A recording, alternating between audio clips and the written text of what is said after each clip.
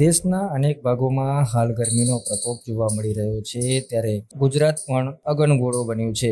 ગુજરાતમાં છેલ્લા 3 દિવસથી ગરમીનો પારો ઊંચો જઈ રહ્યો છે. રાજ્યમાં આગામી 4 દિવસ કાળઝાળ ગરમી યથાવત રહેશે તેવી આગાહી હવામાન વિભાગ દ્વારા કરવામાં આવી છે. 9 એપ્રિલ સુધી સૌરાષ્ટ્ર, કચ્છ, ઉત્તર ગુજરાતના 10 જિલ્લાઓમાં હીટવેવને લઈને ઓરેન્જ અને યલો એલર્ટ જાહેર કરવામાં આવ્યું છે. આ સાથે કચ્છનું મુખ્ય મથક ભુજ 44.5 ડિગ્રી સાથે રાજ્યનું સૌથી ગરમ મથક રહ્યું છે.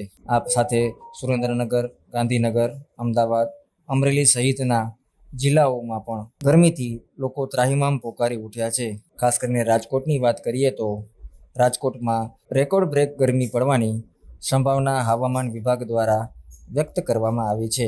સુમસાન રસ્તાઓ, ઠંડા પીણાથી ગરમીથી રાહત મેળવતા લોકો અને ગરમીથી રાહત મેળવવા માટે તળાવમાં દુબાકા મારતા આ ભૂલકાઓ. સમગ્ર રાજ્યની સાથે કચ્છમાં પણ ગરમીનો પ્રકોપ જોવા મળી રહ્યો છે, ત્યારે લોકો ગરમીથી બચતા નજરે પડી રહ્યા છે.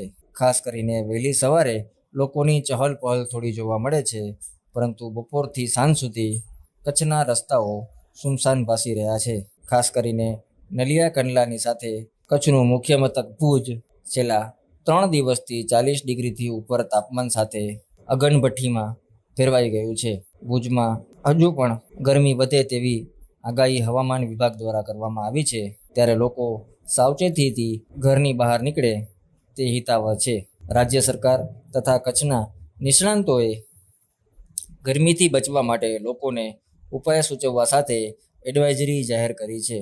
આ પહેલાં માર્ચમાં પણ ધોમધખતા તાપમાં કચ્છ શેકાયું હતું, ત્યારે ગરમીના બીજા રાઉન્ડમાં પણ 9 એપ્રિલ સુધી કચ્છમાં ઓરેન્જ એલર્ટ આપવામાં આવ્યું છે, જેને લઈને કચ્છમાં હજુ પણ લોકોને ગરમીથી રાહત મળે તેવી કોઈ શક્યતાઓ નથી.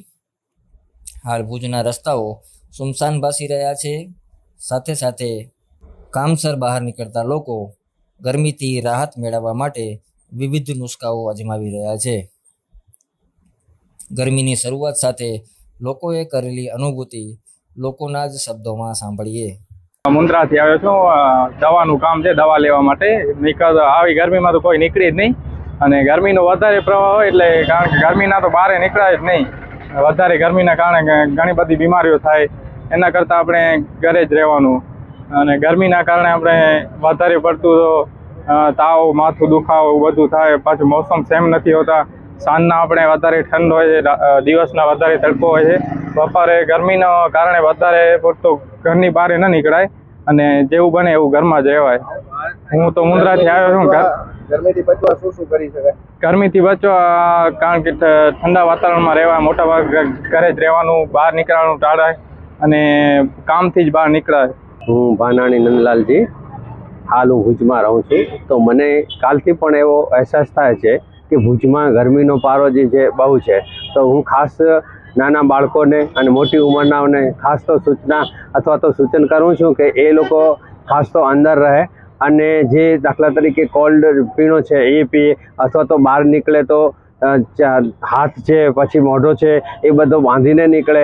અને ખાસ તો આપણે તો જે છીએ દાખલા તરીકે માણસો એ તો બધી વસ્તુ કરી શકીએ, પણ બિચારા પશુ જે છે એ કેવી રીતે? આપણે તો ઠંડો કોલ્ડ ડ્રિંક્સ અથવા તો કાંઈક કેર કરી શકીએ, પણ બિચારા પશુ જે છે, પક્ષી છે, એના માટે પણ આપણે યોગ્ય વ્યવસ્થા કરવી જોઈએ. અને આ ભગવાનને હું પ્રાર્થના કરું કે કાળઝાળ ગરમીમાંથી આપણને થોડી રાહત આપે. એટલા માટે સૂરજ દાદાને હું ખાસ તો પ્રાર્થના કરું છું કે ગરમીનો થોડો પારો હટાવે, અને માણસોને દાખલા તરીકે બહાર જવા, અને ખાસ તો ગરમીની જે સિઝન છે એના અંદરથી દાખલા તરીકે ગરમીમાંથી જે રાહત આપે એવી હું ભગવાનને પ્રાર્થના કરું છું. આ ટેમ્પરેચર મેં સાંભળ્યો છે એ પ્રમાણે કાલની જે ગરમી હતી એ વિશ્વમાં આપણો જે ક્રમાંક છે બીજા સ્થાને છે એવો છે. તો આ જે બીજા સ્થાને ક્રમાંક છે એ ગરમી ઘણી કહેવાય છે. તો એ ગરમી થાય છે એ તો કુદરતી છે, પણ એ થાય છે એના માટે નિવારણ માટે આપણે થોડાક સારી રીતે આપણે આપની વ્યવસ્થા કરીએ કે બહાર ન નીકળીએ. બરાબર, બહાર નીકળીએ તો આપણે યોગ્ય રીતે 5, 6, 5:30, 6 ની આસપાસ નીકળીએ, અને બધાને આપણે એવી સૂચના કરીએ કે ગરમીમાં ખાસ તો બહાર નીકળે નહીં અને પોતે અંદર રહે ઘરમાં. સાહેબ, ગરમીનો અનુભવ તો અત્યારે જ જ્યારે એપ્રિલ મંથ સ્ટાર્ટ થયો છે ત્યારથી અમને બહુ લાગે છે. હવે ખ્યાલ નથી આવતો કે આગળ મે, જૂન કેવી ગરમી હશે એમ. અત્યારે 40-42 જેવો ટેમ્પરેચર અત્યારે દેખાય છે. પછી આગળ જતાં તો મને લાગે ઘણી વધશે, એટલે બહુ કેર કરીને બહાર નીકળવાનું હોય કે એમ સમજો પૂરી તૈયારીથી ગરમીથી બચવા માટે તૈયારીથી નીકળવાનું રાખો સાહેબ. મારું નામ ચાવડા રાહુલ હીરાલાલ, ગામ ત્રાયા, અને હું ભુજમાં લાલન કોલેજમાં ભણવા આવું.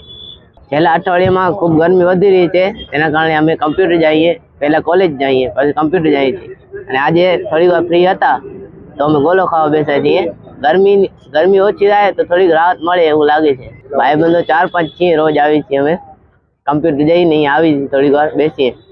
બસનો ટાઈમ થાય એટલે ઘરે વહી જઈએ.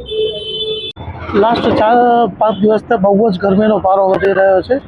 લોકો અહીંયાથી આજે ઘરમાંથી નીકળવું હોય તો પણ વિચાર કરે કે કેમ નીકળવું એમ આટલા આગળ તાપમાં. સુરજ દાદાને બહુ જ પ્રકોપ છે, જો ઓછો થાય તો બધું સારું એમ. અત્યારે હું પણ નીકળવાનો વિચાર કરતો હતો પણ ટોપી લેવી જરૂરી હતી, એના કારણે મારે ટોપી લેવા નીકળવું પડ્યું. અત્યારે એમાં એવું છે કે અહીંયા આપણે દર જગ્યાએ શેરડીના રસવાળા હોય છે કે લીંબુ પાણી હોય છે કે વ્હાઈટ શર્ટ છે કે જો કે અત્યારે હું પણ વ્હાઈટ ટી શર્ટ જ પહેરીને નીકળ્યો છું. એનાથી તમે બચી શકો છો સૂર્યના તાપથી.